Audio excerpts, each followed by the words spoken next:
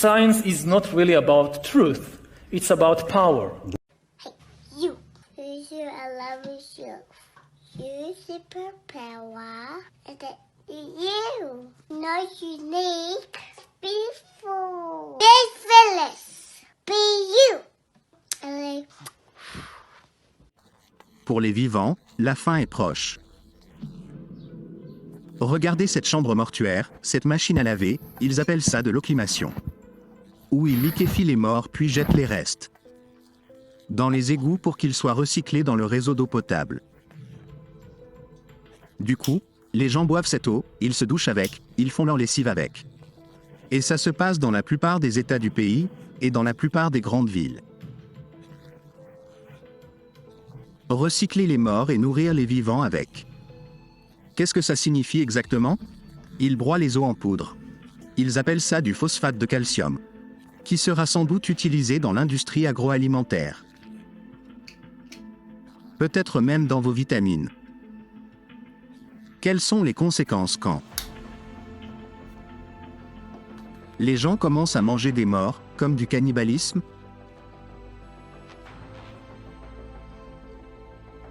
Est-ce qu'il y aura des épidémies? De maladies de la vache folle?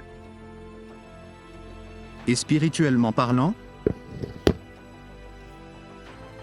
Qu'est-ce que ça fait de manger ça? Bien sûr, ils pulvérisent ça sur les cultures, l'irrigation. Ils utilisent les morts comme compost et les gens boivent cette eau. Qu'est-ce que ça signifie? Et qu'est-ce que ça fait? Mesdames et messieurs, il est clair qu'il s'agit d'un autre rituel satanique qui se déroule sous nos yeux.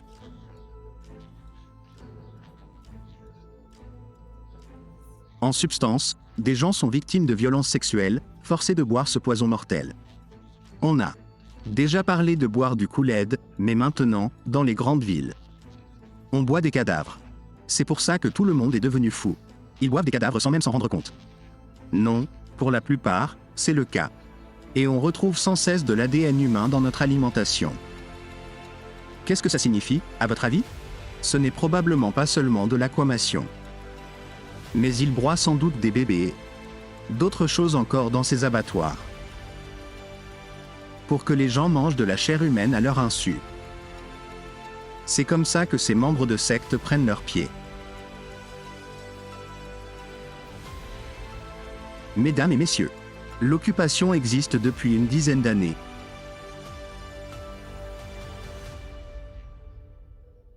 Et s'est répandue dans presque tous les États et toutes les grandes villes.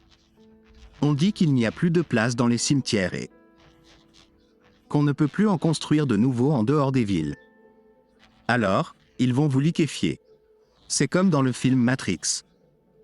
Combien de temps avant que les gens se retrouvent dans des capsules comme celle de la Matrice? Probablement plus tôt que vous ne le pensez. On est en bonne voie pour le transhumanisme et l'assimilation. Mais c'est une technologie effrayante. Car elle peut être utilisée de 1000 façons. Les gens peuvent disparaître et finir par être ingérés. Ne nous demandez pas ce que fait le vidéaste pendant ses vacances. Il existe donc toutes sortes de modèles et de possibilités. D'après les rapports,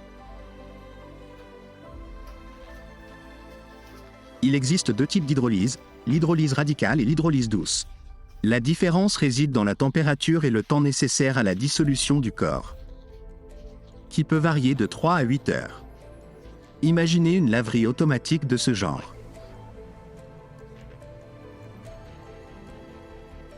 Combien de personnes pourraient y disparaître chaque jour avec ce type de machine? Il est fort probable que nous verrons des installations similaires, rattachées au camp de quarantaine au début. Bien sûr, au bout d'un moment, ils s'en moqueront et on verra apparaître des fumerolles s'échapper de ces centres de quarantaine. Soi-disant pour notre protection. Mais il est évident que si nous en arrivons à liquéfier les morts pour nourrir les vivants, en prétendant que c'est biologique ou écologique. Vous savez, ces gens à la télé sont devenus fous. Ces gens dans les villes sont devenus fous, et c'est indéniable. Leur parler ne sert à rien, ils ne veulent pas entendre les faits. Ils ne veulent pas entendre la vérité. Ils vont toujours la déformer comme des gauchistes et dire que c'est pour votre protection.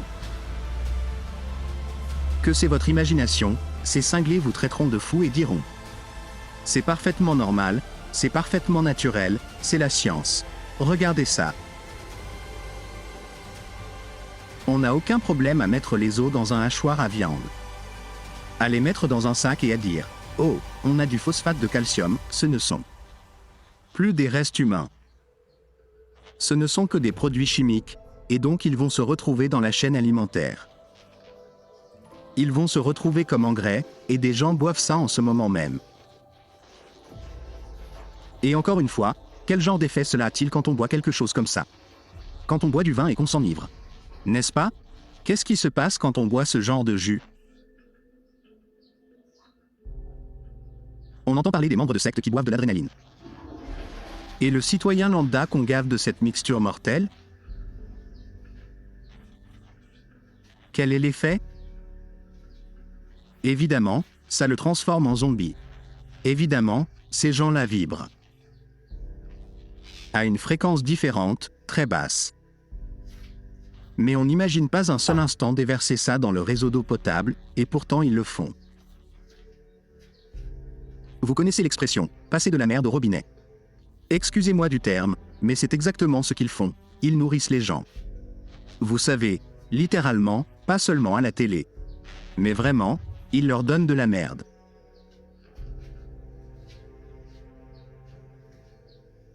Et ça fait des années qu'ils font ça. Et maintenant ils nourrissent les citadins avec des morts vivants. Mais ça... Le même goût que l'eau du robinet, vous savez? Vous vous êtes déjà demandé pourquoi l'eau du robinet a ce goût-là? L'eau est trouble, puis elle se dissipe et devient claire. C'est l'effet des produits chimiques qui agissent comme par magie. En quelque sorte, ils ajoutent des produits chimiques à l'eau foncée, et la rendent transparente.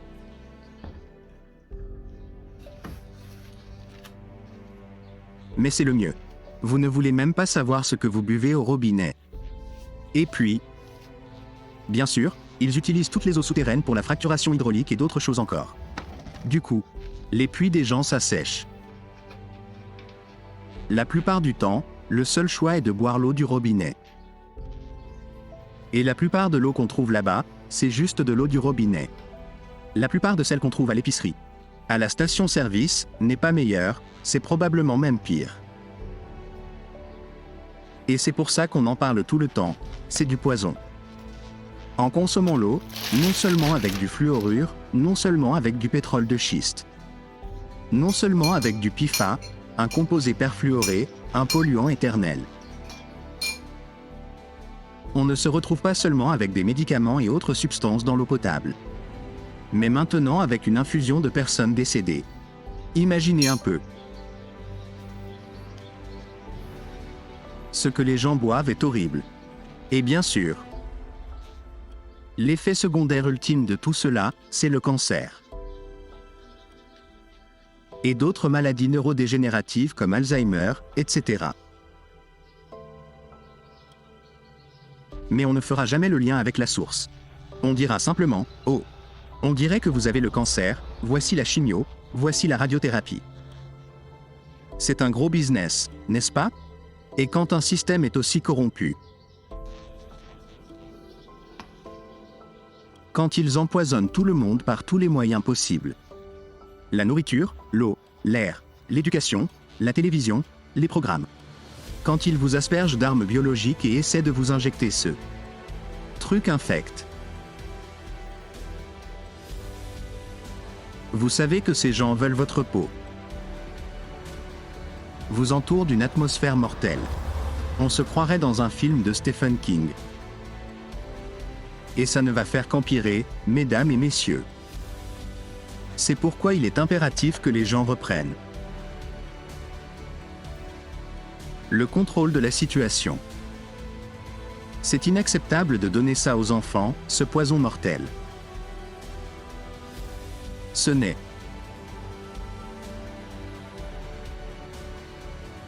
pas acceptable de le donner à nos voisins, à moins qu'ils ne soient des veufs, bien sûr. Je plaisante, peut-être. Mais c'est triste. C'est triste de voir les gens transformés en zombies ambulants. De simples réceptacles pour les médias traditionnels. Ils ne savent que répéter ce qu'on voit à la télévision. C'est tellement triste. C'est un monde tellement triste dans lequel nous vivons, surtout dans ces villes. La nature conserve toute sa beauté. Mais dès qu'on discute avec les citadins, dès qu'on parle à ceux qui regardent la télévision, on sent que quelque chose cloche, quelque chose de terriblement grave. Et il n'y a rien à faire. C'est une situation triste, vraiment triste, mais il faut tout remettre à zéro. Il faut reprendre le contrôle de ce monde. Mesdames et messieurs. Et il semble que cette pandémie soit l'occasion idéale.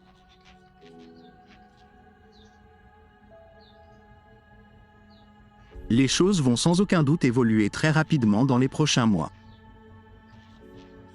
Mais on s'attend à ce que la situation devienne chaotique cet hiver et au printemps prochain. Vous devriez suivre le fil Telegram au mieux.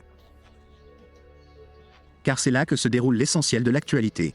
Assurez-vous de télécharger la version bureau, car nous recevons de nombreux signalements d'interférences provenant du système Beast.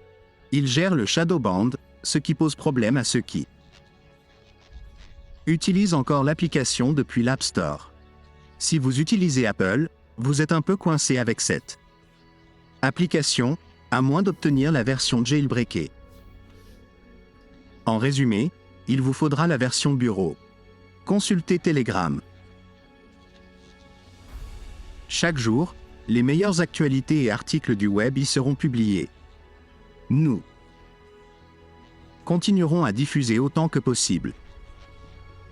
Les contenus apparaîtront sur Rumble et BitChute. BitChute rencontre parfois des problèmes de lecture, car son fonctionnement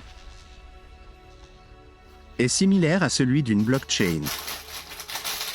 Il arrive donc que les contenus n'apparaissent pas sur le réseau peer-to-peer. C'est pourquoi nous les publions également sur Rumble, généralement 1 heure après la publication sur Telegram. Ainsi, dès qu'une vidéo apparaît sur Telegram, elle apparaîtra sur Rumble et BitChute dans l'heure qui suit.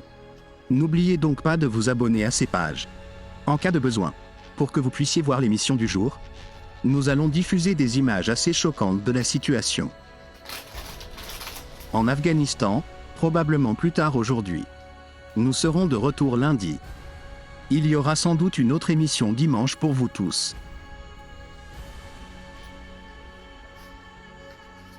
Mais la situation va devenir critique là-bas.